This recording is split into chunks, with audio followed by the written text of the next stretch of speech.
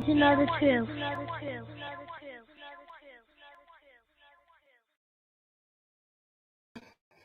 All right, my hair. Oh my God. Whew, I need to take a deep breath. Internet's not working, helicopters flying in Albany, a tank in the street. I'm like, we're in Albany. What is happening? So thank you, everybody. Thanks for joining us. Everybody on Instagram Live, you know I'll fix this as soon as we get to some video. But you can also find us on Facebook and Periscope and all the other streaming sites, including YouTube. So thanks, everybody, for joining us for another episode of Disrupt the Chaos. So much to talk about, but we have two incredible guests.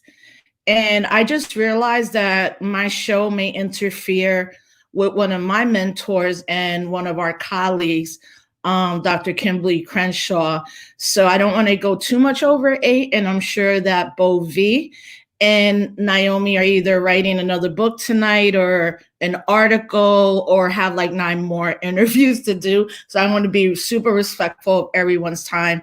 Tom, thank you so much. And let's just go to some video real quick and we will get right into it, everybody. Thanks for joining us again tonight. I need to turn that off. So.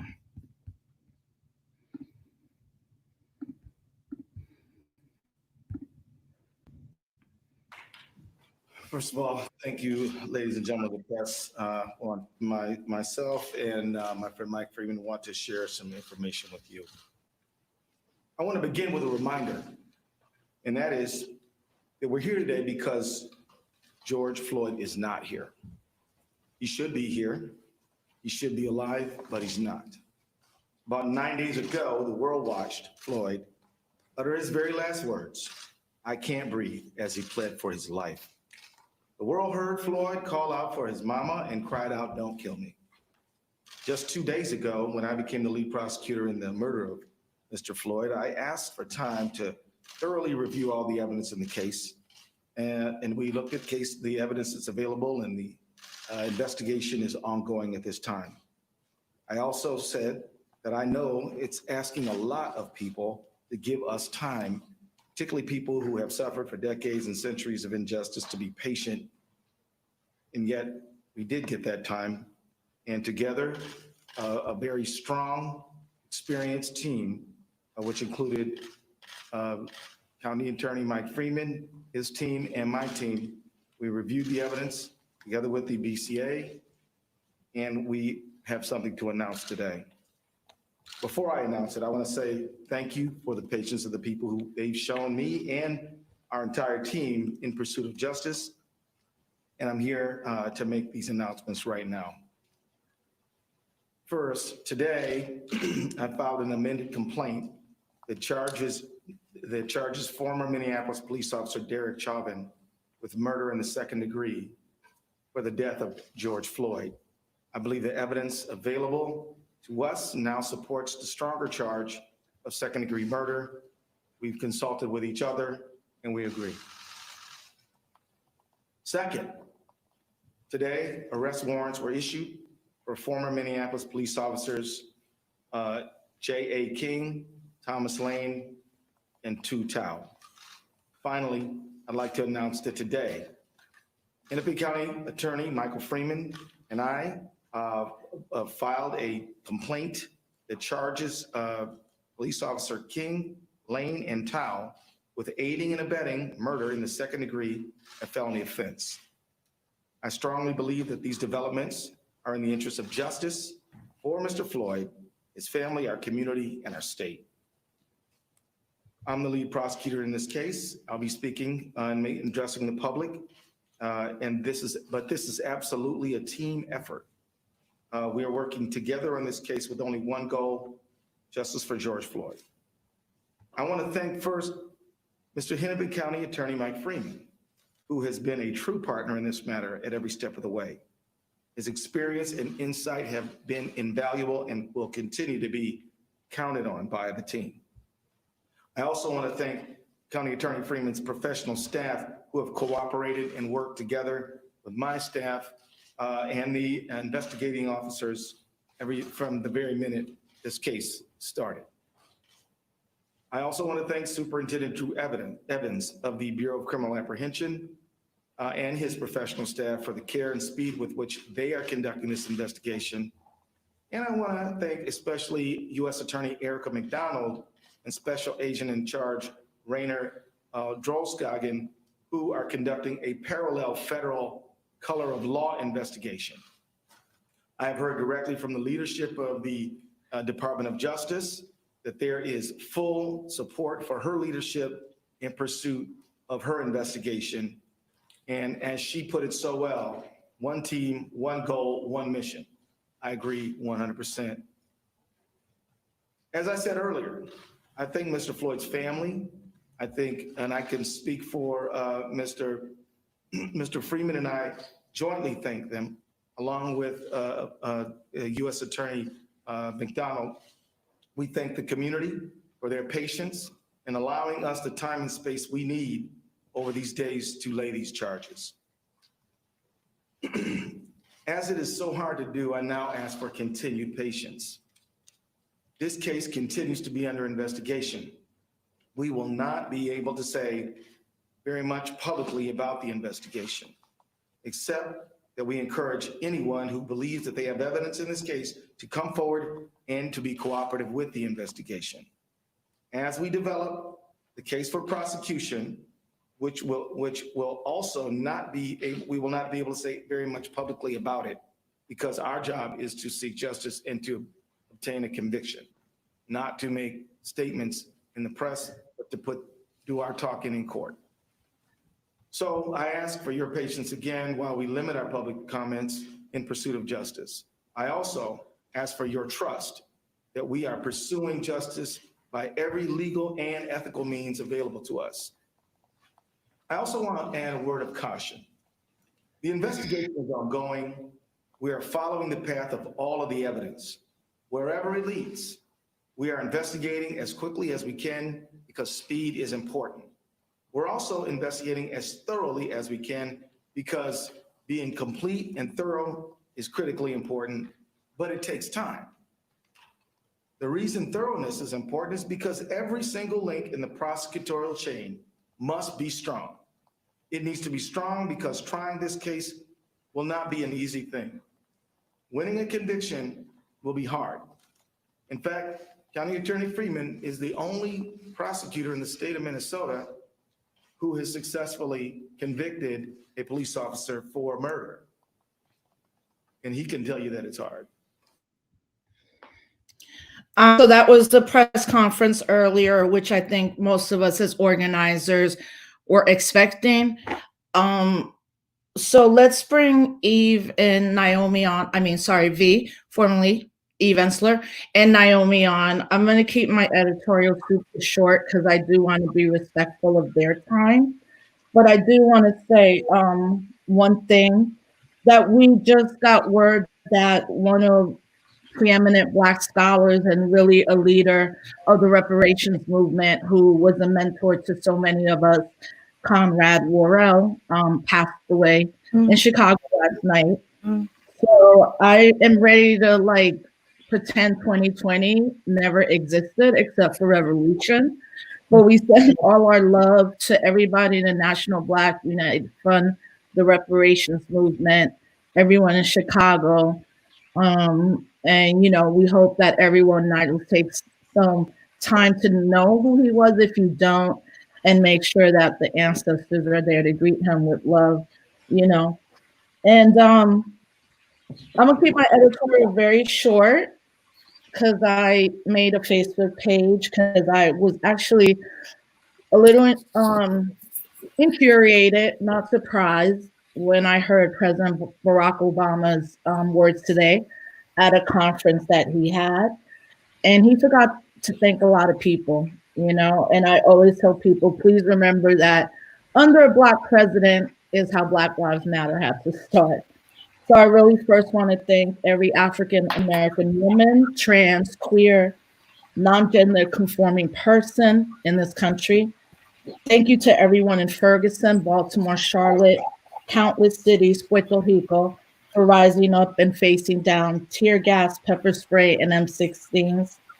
Thank you to Patrice Cullors, Alicia Garza, Opal Tometi, the founders of Black Lives Matter. We would not even be here at this historical junction in United States history if you had not all demanded and continued to fight for Black liberation and freedom so we can all be free. President Barack Obama today thanked police officers and law enforcement and cisgendered men, but not anyone else. As a historian, I would be negligent to not respond at this moment.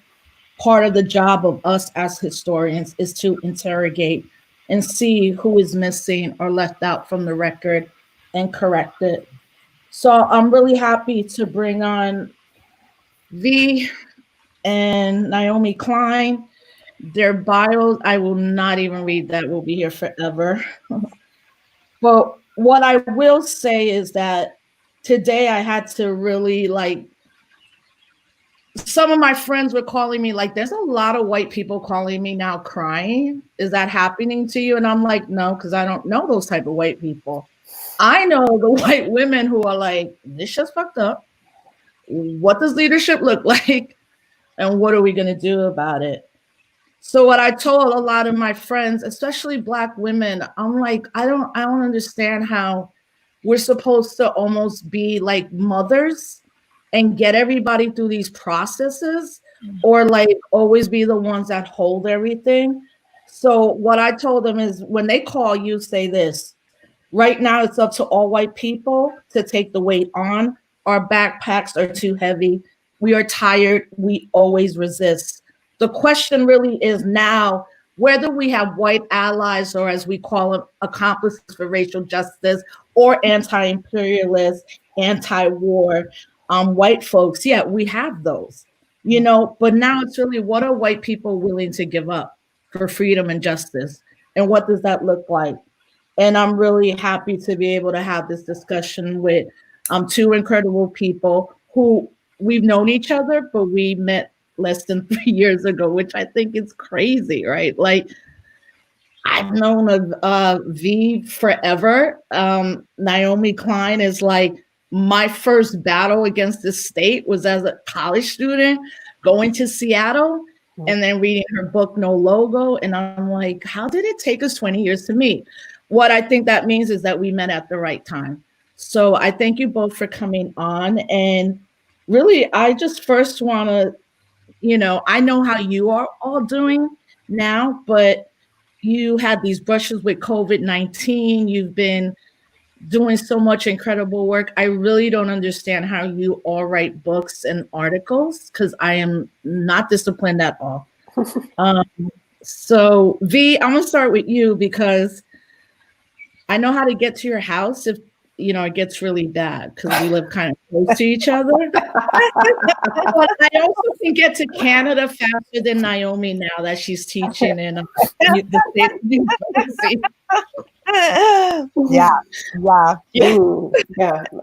Yeah. Is that the question? You might come over, and we're going all in right now. It's okay. Do you have a question you want to start with?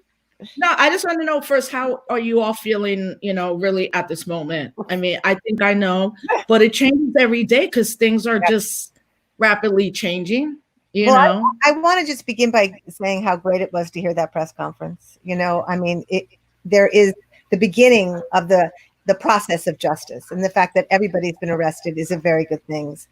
And like you, I just want to celebrate every activist who has been in the streets in this country, around the world, facing bullets, rubber bullets, tear gas. It's just the most outrageous and fascist behavior of the police, and horses rising up, and theatrics for our predator in chief. So I feel like there is movement forward here. And it took much longer than it should have, in my opinion, because it was so obvious to me, and I think all of us, what happened to George Floyd. But I think on one level, I feel like just seeing all that's happened in the streets over the last 4 days, the diversity, the youth, the coming together, the energy has been incredibly heartening and uplifting. And I feel like there is something happening. There's a tipping point. There's change. I mean, I'm hearing about white people, for example, doing groups on Zoom and doing anti-racist groups all over the place. I've heard about 4 groups today where people are starting to do examination and look into what racism is and what anti-racism action would be. And I think something has broken open now after many, many, many, many, many hundreds of years of work, where finally something is. So in that sense, I feel really good. What I fear is what the reactions of this president or predator is going yeah, to do. that would be our internet problems or the Fed. Yeah, and just looking at what he did 2 days ago with the church action and the theatrics of that, and the sacrificing of people on the streets and with tear gas for a photo op in front of a church that had not invited him, holding a Bible upside down, profaning that church, profaning all of us by his. Hey, Eve, we're having a little trouble with the. We're having trouble with both right now. All right, so maybe Naomi should go, and I'll come back. Is it? Yeah, I think is the trouble on. No, you're fine. I mean, I always think it's the feds, but also we live more, me and V live more in remote areas. So that might be a problem, but Naomi, go ahead V, go ahead and finish. Cause now you're 100% clear. No, I was just saying that I feel like looking at the kind of militarization, the bringing in of troops, the idea that he's bringing in troops that actually will be carrying bayonets, who will be using or potentially using bayonets against our own citizens. The way the press has been treated by the police in these actions, the way protesters have been treated, it's very terrifying to me. And I feel we are dealing with a psychopath, a highly narcissistic, out of control personality who I believe the more endangered he feels will be more reckless, will be more fascist, will be more brutal. And I think that's something we all have to be very conscious of. Yeah. And Naomi, I mean, first, I know you have a young son, and we hope that your family's doing well. We had talked a lot about the last couple months. And I mean, you also made a big adjustment, like you're in the classroom now, And I remember when you were appointed as the Gloria Steinem Inaugural Fellow at New Brunswick, I saw you in Union Square on the 1-year anniversary of Puerto Rico. And I'm like, you're going to now be in front of young people, and you're going to see a difference between when they walk in and when they leave. So I'm glad that you and your family are safe. And if you could just give us an update around how your first experience was teaching for a full year. And, I want to get into your article that you wrote, about, I love it. I mean, your language, the Screen New Deal, undercover mass death. Andrew Cuomo calls in the billionaires to build a high-tech dystopia, because I think it's really important that we understand we live in these states that are supposedly democratic, but have opened the door for not only Republicans, for wealthy and capitalists to take over everything. So yeah. Well, it's just great to be with both of you. This is it's just an excuse to catch up and talk with friends. And, I should say, I told you, Rosa, I don't think this is the week that people want to hear from white women particularly, because I think it's really an important week about amplifying Black women's voices, Black people's voices.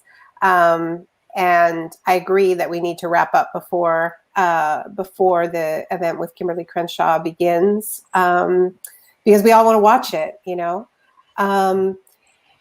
and I don't know where to start. I mean, it is true. When I took this job at Rutgers, and even the word job is new to me. I've been writing books for 20 years.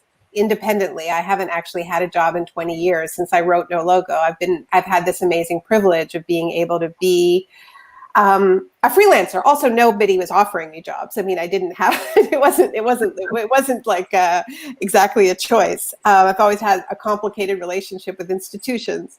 But this wonderful position did open up at Rutgers. It was created, through activism, really. And this desire to, there's so many chairs that are named after pharmaceutical companies, right? But not very many after activists. So, but more importantly, is a position where, yes, I'm teaching at a public university, at a university with a great many students who are the only people in their families who speak English, many undocumented students, many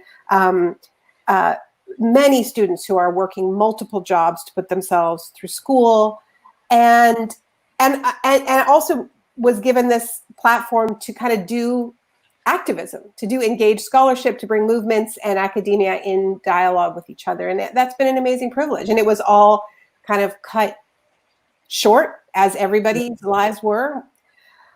And then everybody went home. For me, it was really wonderful to be able, and I've said this to V, to be able to keep in touch with my students through that period and be able to follow them into their homes, their parents' homes, and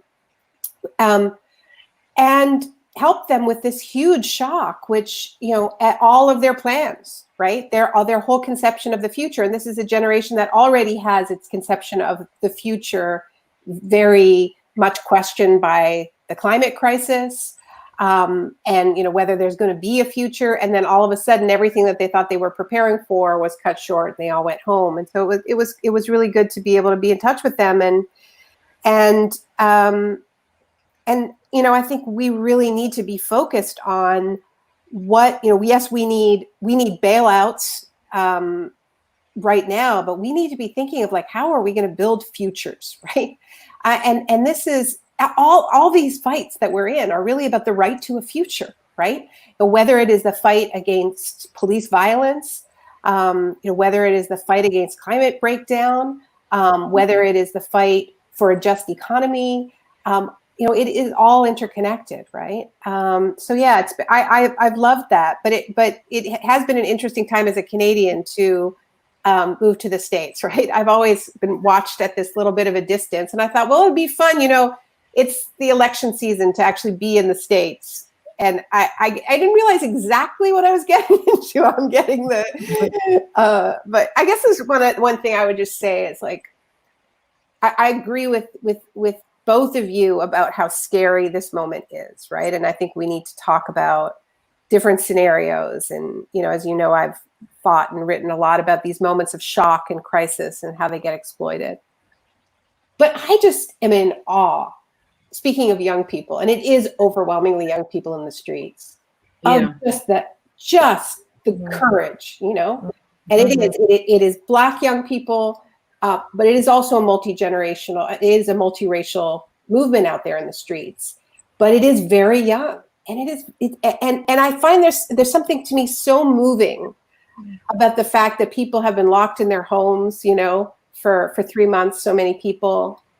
And this is the thing that they're breaking quarantine for, to fight for justice. Not as the sort of the MAGA protesters were demanding the right to go to a nail salon or the right to go to brunch, but they're out there fighting for people they don't know, and they're out there fighting for them they're out there fighting for each other, and they're out there fighting for themselves. And that is so beautiful. Like, that is incredible. We don't know where this is going to lead, but this is a really extraordinary moment that we're seeing, and I feel really privileged to witness it, to live in it. And when you sent me that email, you're like, I don't think this is the time. I'm like, no, this is the time. Like, this is the time where we need to see white people not just talk about or kind of tangentially be about it.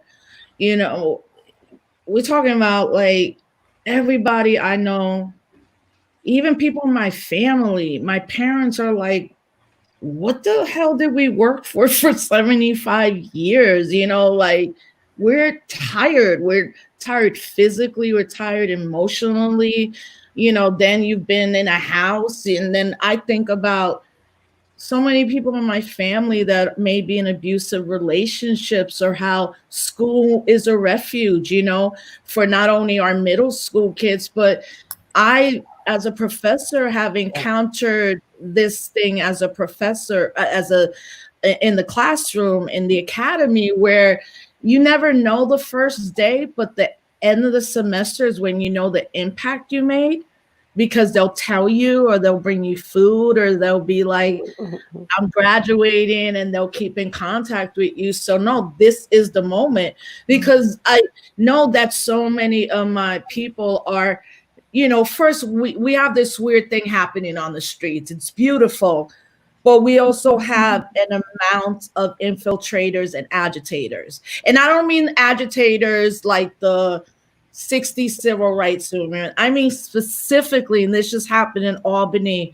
3 nights ago, where there were hundreds of people in the streets in Albany, which is very rare. Okay. I tell people upstate police are a different type of demon, because nobody ever talks about what happens out in New York City around police brutality and violence. And then we're in the state capitol. Our mayor's a woman. Our DA is a black man. Our police chief is a black man. And they've been the worst to our communities, our community in Albany these last 3 years. It was an incredible gathering, mostly of poor African-American white. And we have a big Dominican population now here in Albany, New York. And you could see on camera these 2 young white boys run in. They throw firecrackers at the police. The police then start tear gassing people. And actually a black woman caught both of them. And I don't believe in violence, but she grabbed their backpacks, emptied them out. They had what they needed to basically make a Molotov cocktail.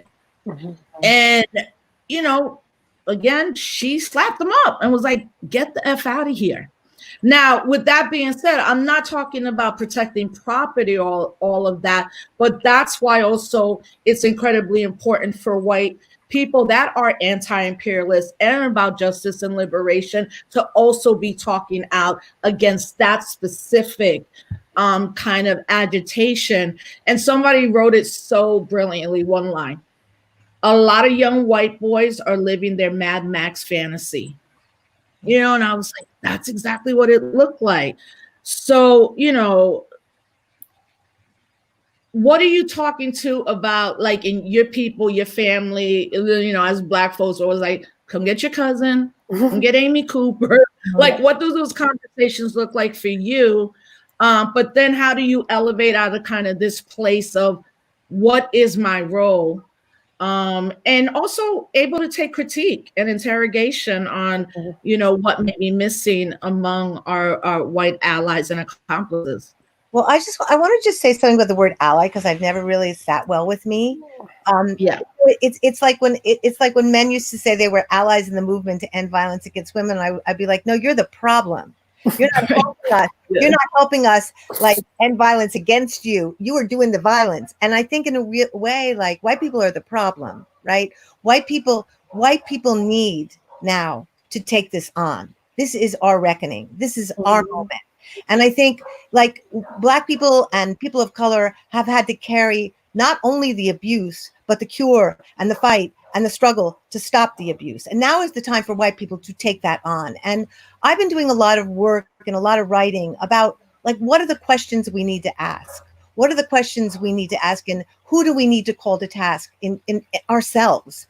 And what does that mean? What does that mean? Like, how are we calling racism out in our places of work, in our families, in our jobs, in our places of worship, at the gym, on the streets? How are we not allowing the tacit acceptance of racist practices and institutions, right? How are we putting Black people forward and supporting Black people and giving Black people platforms and and like Naomi was saying, like, all I want to do right now is provide platforms and listen and shut up and serve and find the ways that we can really own that we're the problem, own that we are that we have lived essentially in privilege, right?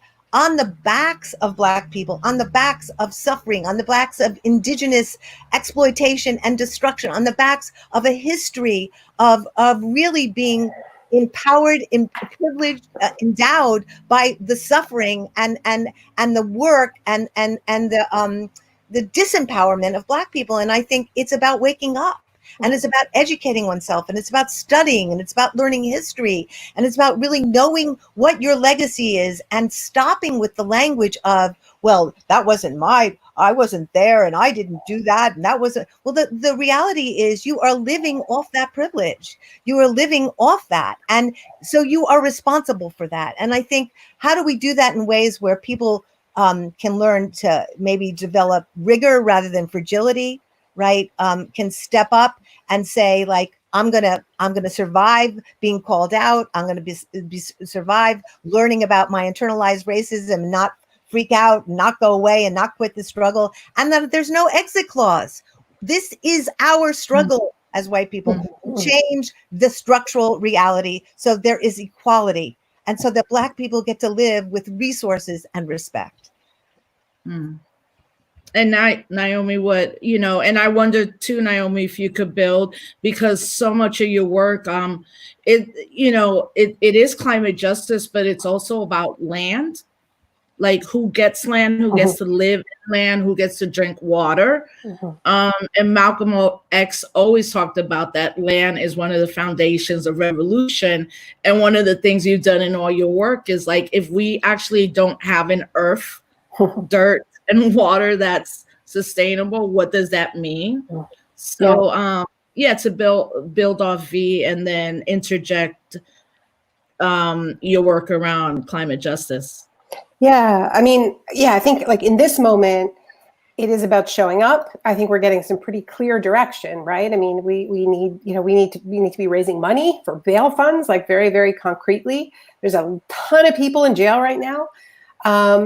And we need to be strategizing in very concrete ways about, when things escalate, right? Like, what then, right? Because I think that showing up for a demonstration on one day is one thing, right? But when things start getting really heavy, what are we going to, where are we going to be as white people, right? The work that I've been doing, over the past decade has been focused on, right now it's like goes under the banner of a Green New Deal, but this is an idea that long predates that framing, really. And it is an idea that comes from the global South, and it is fundamentally about redistribution of wealth and land, right? I mean, the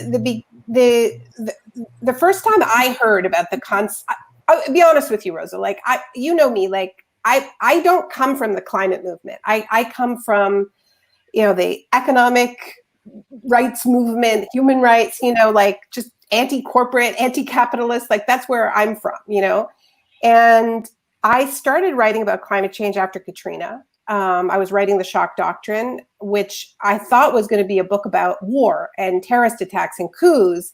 And then we started to see the same strategies and the same tactics that were being deployed after military coups and occupations and invasions in the aftermath of natural disasters, which were being supercharged by climate change.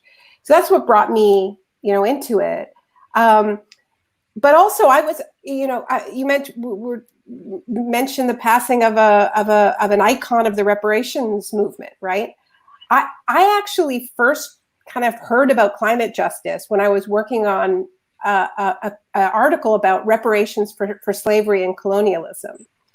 And it was about what had happened to the Durban process, right? The huge meeting in Durban, South Africa in 2001, September 2001, ended September 9th, 2001. And that was sort of like the peak moment for the global demand for reparations for slavery and colonialism.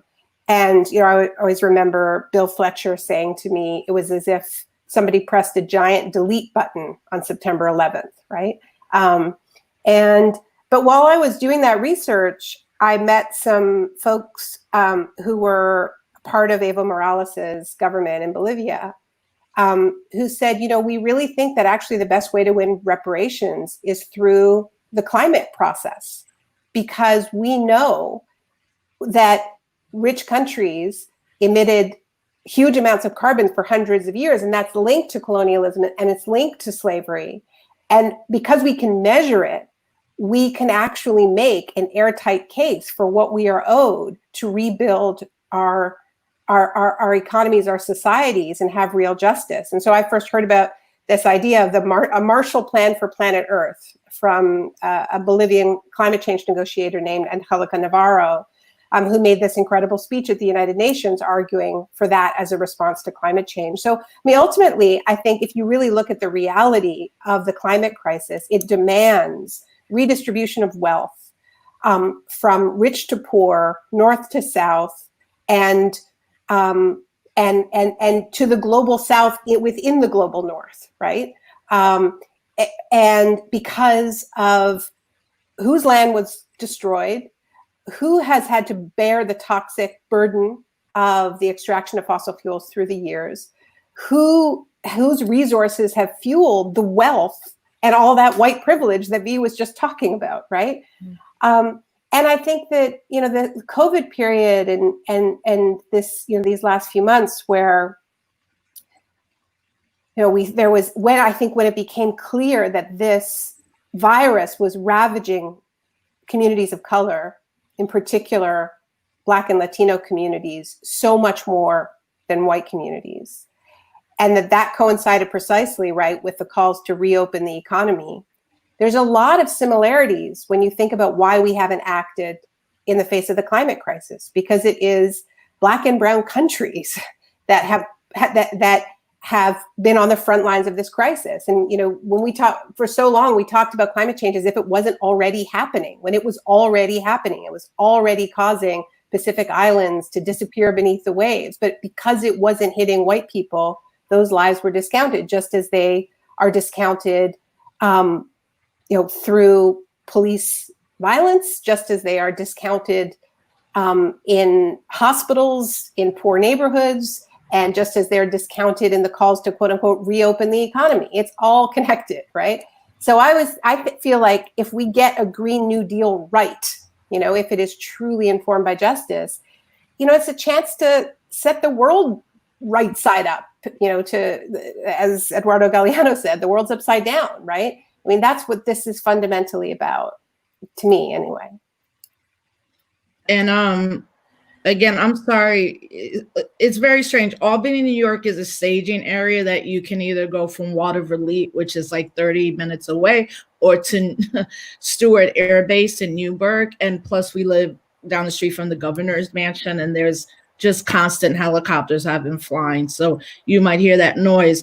But you know what I think is a great reference point to go to how quickly things can change. You always feel as an organizer, well, I know what's going to happen in at least a week and a month. And you're like, I don't know what's going to happen in 8 hours.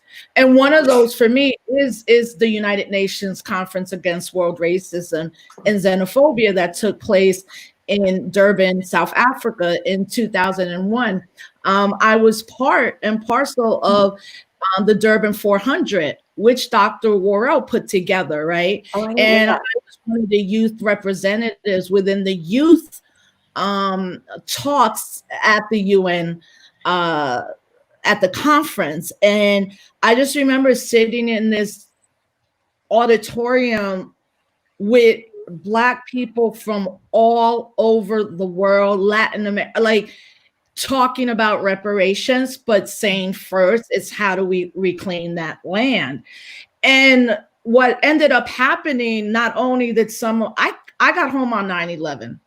I landed 30 minutes after the first plane hit the World Trade Center. Some of our people got left behind, right? But it's so important that when the United States got up and walked out of the conference was when it finally passed that slavery was a crime against humanity, and the only way to reclaim that humanity was through reparations, right? And of course, the issue around Palestinian people and the right to to be free and the right back to their homeland. And I do remember sitting in that room and seeing Fidel Castro, the auditorium.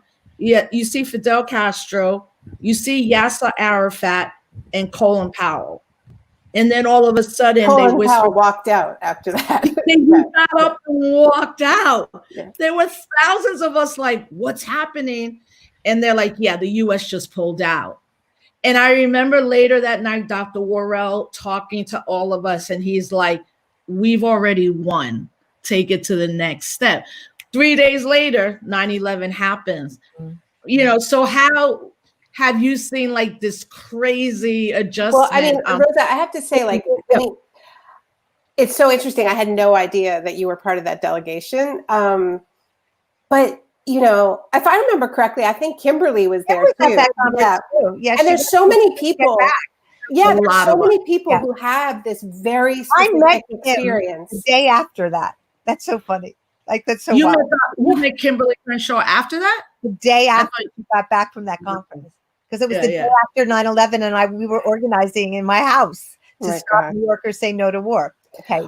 So this is why I wrote the shock doctrine.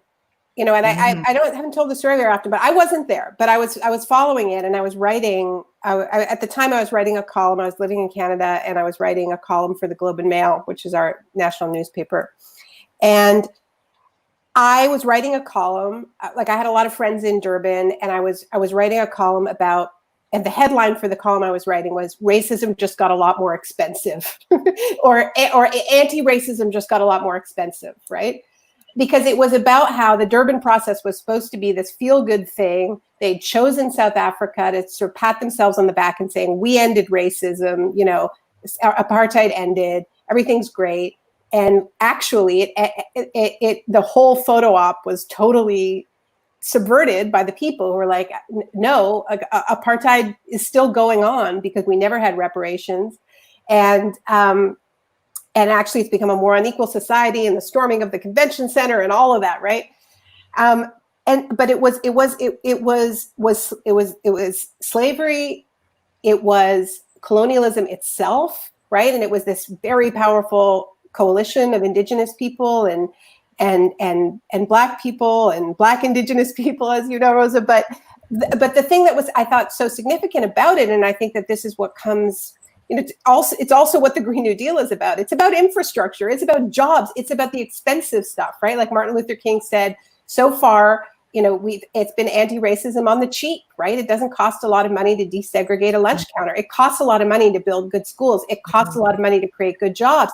And so I was trying to write the column, and I was running out of words because it was too important. And I called my editor and I said, you have to give me double the space. Sometimes he would give me double the space. And I said, this is huge. I need a double column. And I was ranting and babbling. And he said, Naomi, I actually don't need your column at all because a plane just flew into the World Trade to the World Trade Center, and we don't need it at all. And it was that moment where I just kind of became obsessed with how these moments of shock, right, change the subject. Completely just. We all lose our bearings, right? Or so many of us lose our bearings. And like I said, Bill Fletcher said, it was like a giant delete button, right? Everything was swept away. And we heard this phrase, that's pre-9/11 thinking. We can't talk about that now, right? Now we all have to be patriotic. And this is the danger of these moments where we're suddenly in a new world. If we do not hold on to what we know, right, we'll lose decades. It took a decade before reparations was being talked about again, thanks to Ta-Nehisi Coates. But that was a long time, right? So long rant.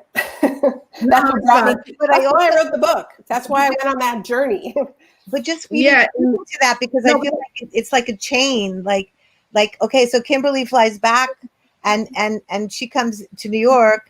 And all of us are organizing New Yorkers Say No to War because we know what the government's about to do, to use this whole experience to escalate imperialism, to escalate wars, to escalate oil, to escalate whatever. And what we did in that moment was know what was coming and organize and fight and build a very fierce anti-Iraq war movement, which unfortunately did not stop that war, but there was a real movement at that time.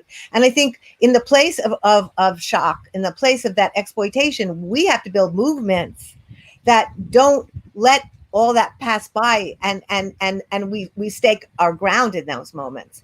And I just want to say something else in terms of land, in terms of, I one of the things that really struck me in the last few days is the international turnout on the streets, standing up to protest the police killings of George Floyd and the others.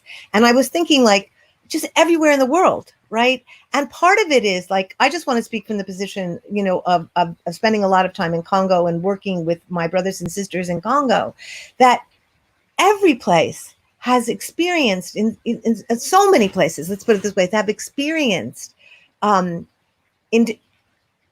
imperialism, racism, land grabs, resource grabs that ended up being fought on the bodies of people. And the 40s usually of Black and brown people. And in the Congo, that battle is through the claim to coltan and minerals that multinationals send militias in to destroy communities and have families end up being raped and destroyed and fleeing so that they can take over mines, and particularly women's bodies being absolutely devastated by sexual abuse. But that is a pattern around the world.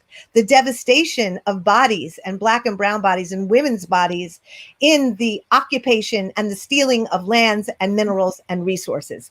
And I think when I was looking at all those people rising yesterday, that's what I was seeing. Like, people all over the world have experienced this in one form or another. And hopefully we're beginning to build solidarity across borders, where we begin to understand that we are all in this struggle together. Yeah, and I think, V, I think where we also saw that, especially as people, those of us that were there joining all the frontline warriors in Ferguson, and I always say it, I may be repetitive, but really when I got down there with this hip hop artist Talib Kweli and Jessica Care Moore, in all the places I've been, I said, there's something different happening here. And when I saw those frontline warriors, who were they? Queer, houseless, young men who are in sets, people call them gangs. Then you're in this weird St. Louis, Missouri, and then everybody thinks Ferguson was huge, and Ferguson's like 2 miles. And when we landed, we got there, to see young people tell Jesse Jackson, Al Sharpton, kind of this old guard, Black, male-dominated leadership, like, yeah, we're not trying to hear y'all. It was really different, and that night, people were getting solidarity, especially from Palestinian people who were like, oh, we know that tear gas company. This is what you do for this. This is what you do for that. And I'm going to have you hopefully both on separately so we can have longer conversations to get deep into your specific work. But what I've learned in this movement is that the personal is political, the political is personal. And if you're not authentic or ready kind of to bear it all, and, meeting you, but seeing your play last year, your one woman show, I was like, Eve is like literally bearing it all. Like you talked about what happened when you had cancer and the nurses, and you bared your body, in that audience. And I knew it was so impactful when I looked at Justice and he was like, I've never experienced like a theater experience like this. And I could just tell, because he's a very quiet, my husband, very quiet, kind of lays in the cut.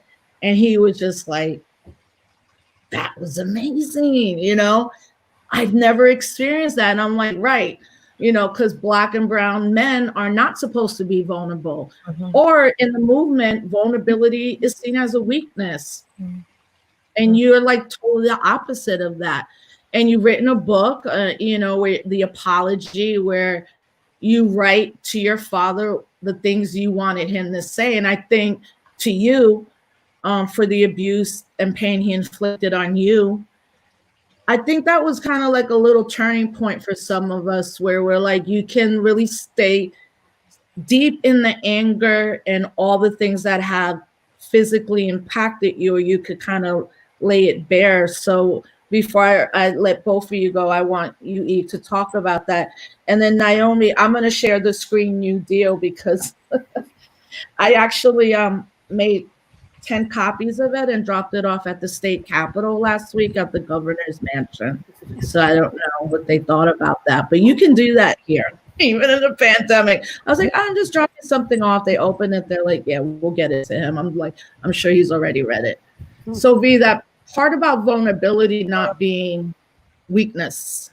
Well, yeah, that's really a great question, particularly right now, because I think when you're being called out or called on to change your behavior, to change how you are in the world, to change how you see your privilege, to change your understanding of, you are vulnerable. You have to be vulnerable. You have to open up. And one of the things I learned from writing the apology, which was me writing a letter for my father to me to apologize for all the abuse he'd done to me, is that an apology is liberation, right? Reparations are liberations. Mm-hmm. Owning your part in everything is a liberation. It's not a punishment.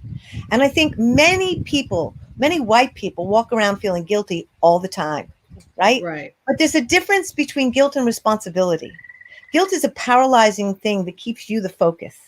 Responsibility takes it off you and is an action.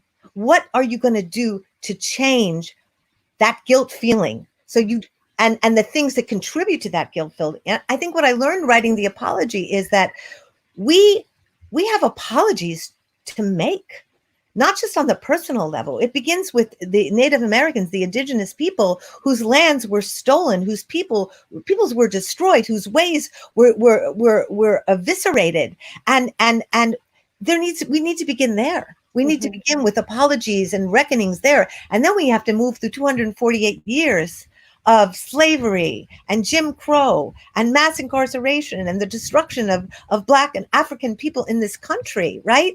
And part of that is like, I saw that clip of that church, I think it was in Houston, where the white people got down on their knee to apologize to the Black people. And then the Black people got down on their knee to accept it. And I thought to myself, it's very simple, but it's really profound. We haven't ever seen that in this country, where white people have acknowledged, because an apology is an acknowledgement of what you have been party to, of what you have been legacy to, of what you are presently allowing. Every time you move into a Black neighborhood as a white person, you are part of the gentrification and the removal of Black people from that neighborhood, right? Whether you are bringing consciousness to that or not. So I think what we need to really begin is, first of all, mind-opening consciousness, and then the beginnings of these apologies, both structurally, politically, personally. How are we going to do that? How are we going to begin that process? Because that's where we are now. And unless we go back to the roots, unless we go back to the wound, to the trauma, to the beginning, we will never, ever eradicate racism. It won't happen. And that's what white people have to begin to do work on in themselves, with each other, and then they've got to begin that process with our Black and brown brothers and sisters. And Naomi, I started off by asking, what are white people willing to give up? And I think we're definitely at a point where younger Black and brown folks are definitely first saying they're calling in people as opposed to calling out, which I think is a great lens to look at it from. And there's going to be critiques, and there are continual critiques about racism in the climate justice movement and all movements, right? But I wonder where you're at in terms of what is it that white people have to give up? And obviously redistribution of wealth, but what else? Well, I think that it is. I think, what V was talking about apology is key, but I think we have to also be really wary of sort of empty symbols, like the apology is meaningful if it's accompanied by repair, right? And if not, it can feel kind of coercive or performative, so I don't know that there's a simple answer to that question. I think it's such a huge question, and I think it's different for everybody. And I think on a personal level, like for me, like there's certain practices of like sort of it's saying no, like not accepting every single invitation, not and a lot of it is stuff that people you don't do publicly, right? Precisely because I think of the double edge of like what social media is doing. It's really hard to do things publicly right now in a way that doesn't read as performance, because like we're all within these sort of like corporate algorithms that are encouraging a certain kind of presentation of the self, right? That is very commercial, So I find it really hard to even just kind of talk publicly about this without it falling into that sort of trope of performing, good whiteness or something like that, woke whiteness. So wait, I'm glad you said that, Naomi, because yesterday there was this whole thing around black out, your symbols to represent Black Lives Matter, but it was really for corporations. And yesterday, I lie to you not, everywhere I've ever shopped, even my makeup, which is like, yes, I wear makeup, I buy it. And I'm like, why am I getting a Black Lives Matter email from Dermablend for 20% off? I was like, what? I was like, what? And then Mac. And then the problem is the entanglement. But that performance, because right now my feeling it, I mean, look, for me, abolish the system of policing. I don't want to talk about reform. I don't trust any of it.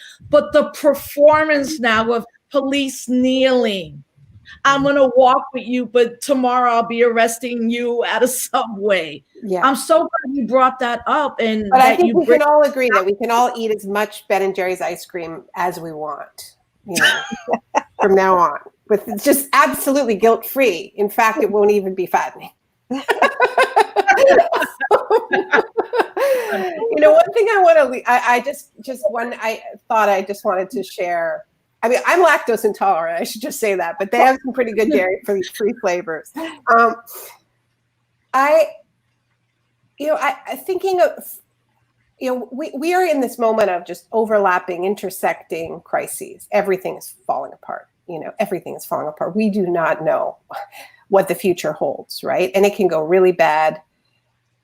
And maybe we'll be given we will fight for the opening where we actually get to pick up the pieces, right? But I don't think anybody knows how we live with COVID.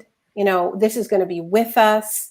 What our economy is going to be, what our schools are going to be, what the natural world is going to be. And we need to be crafting a vision for the future that we can believe it. And we're out of time. But I do want to just kind of plant with you this idea that maybe what we need are some years of repair, right? That we designate these years of healing, of taking care of each other, of taking care of the planet, of repairing the harm that has been done, and not just kind of like, I think we're just in this moment where there are such powerful forces that are so panicked about what is happening with the economy right now. They desperately want to just slam their foot on the pedal and get us back to growth, get the capitalist machine back running. And they were already panicked about it from COVID, and now they're absolutely freaking out about it because of these uprisings.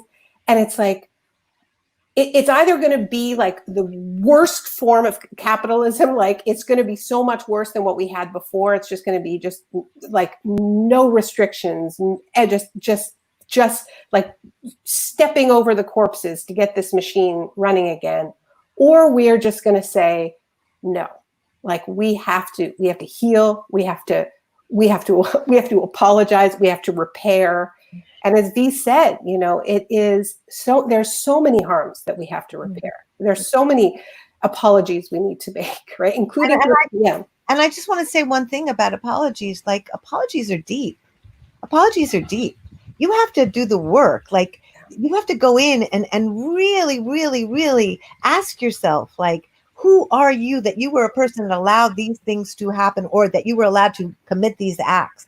Who are you that you, and then what was the impact of your action? And then what are you going to do to repair that and heal that?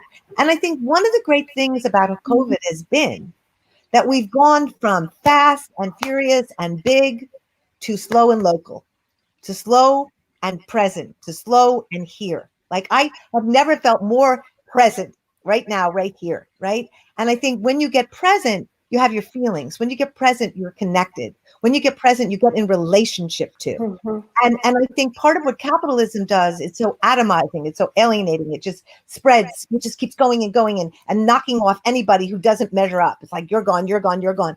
Well, right now, we're all kind of in the same story, not equally, obviously, but we have this thing that we're under, this COVID thing, and maybe it's going to give us the time to be slow and local, to be slow and real, to be slow in relationship, to pay attention to the person next to us who's traumatized, to say, why is that person in that pain? What's going on? Is that person eating? Has that person been abused? Has that person been under threat? What's going on with the people around us, rather than stepping over the bodies and pretending that the neighborhood like 3 blocks away where people are getting shot by the police isn't really happening because it's not happening in your neighborhood. You know, that's what I'm hoping this time will be about, you know. And I thank you both for coming on. And, you know, Naomi, you know, I am definitely not a person just to give platitudes. And I don't remember if you remember, we met in New Orleans and you were doing an interview with my comrade, Khalil Kuno. And I was like, oh my God, that's like Naomi Klein. He's like, chill, she's Naomi Klein. Like, she's going to do the work and the investigative and tell this story from a perspective that is like the long kind of political, and always make the connections. And really, for me, what you really did in Puerto Rico, and everybody just get this so you could download the article, The Battle for Paradise, or Naomi's 6 other books, or Eve's 5 other plays, and you're always like creating, super disciplined. But what the Battle for Paradise did for me is that I could give this to everyone in my family. And it was plain. It was clear. It was like, this is it. And then, of course, V, you know, I could go 9,000 hours with our long talks, our laughter, your Melania Trump impression. You've never seen it, Naomi. I'll do it for you. Do it right now. No, I'm not going to do that. Other interviews, sitting on a hot concrete, 93 degrees in DC. But I say that because at the end, it's about relationships. At the end, it's about to, you know, for me, I've done a lot of interrogation of my snarkiness and sarcasm and pessimism. And I was saying the other day that we've done this. We did this. We're part of why this is happening.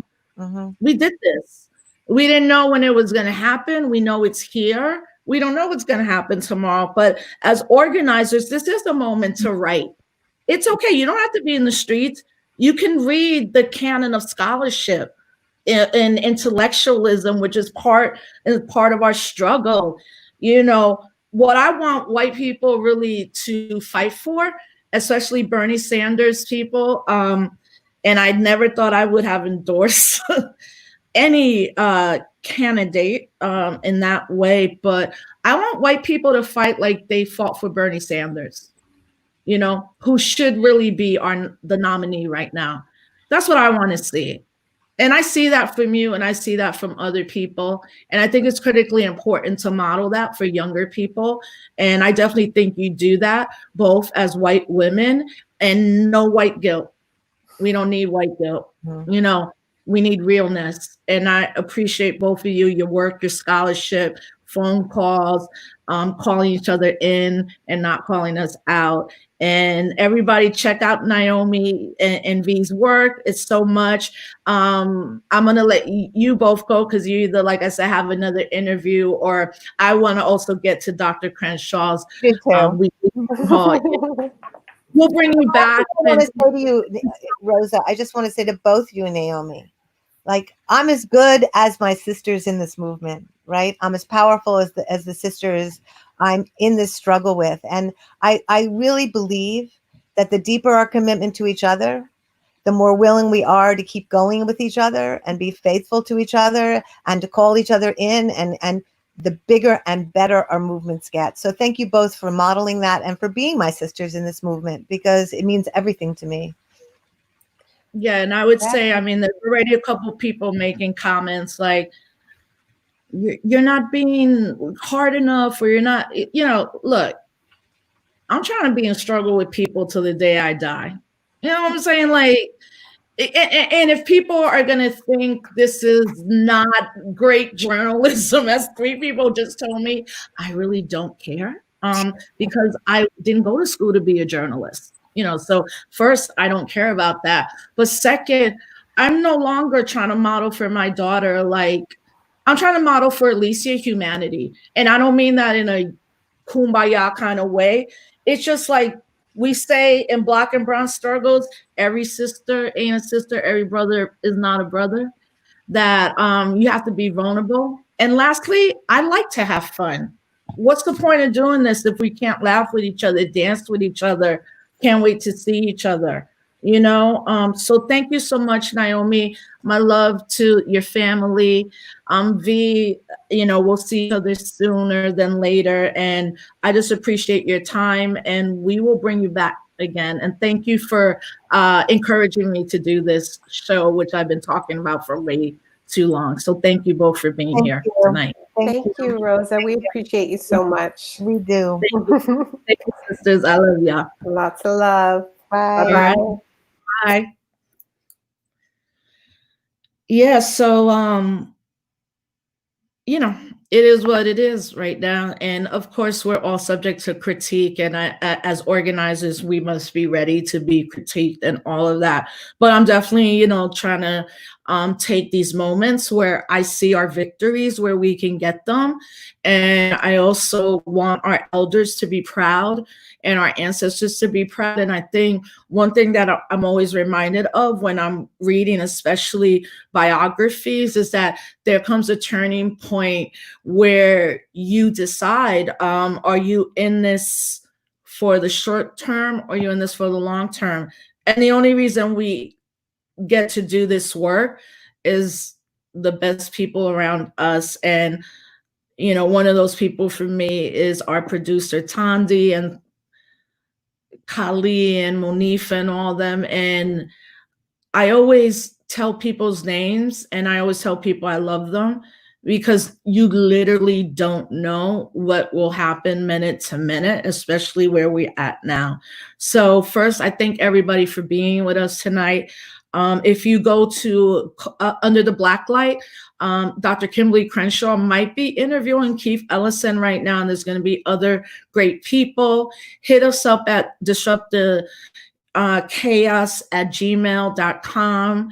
We're trying to grow this team, and it doesn't necessarily, money's great, but we also know I'm seeing that people are willing to volunteer. And if you are to help us make the show better, your suggestions, that all helps us get better every day. So, love to our producer, Tandi. We keep saying we're a 2-women team. We're going to expand it. And we really thank everybody for being here. We'll be here tomorrow, and we will post our promotional flyer. Hit us up, give us your thoughts. And until tomorrow, stay up, stay safe, stay prepared, stay healthy. We'll see you in the whirlwind.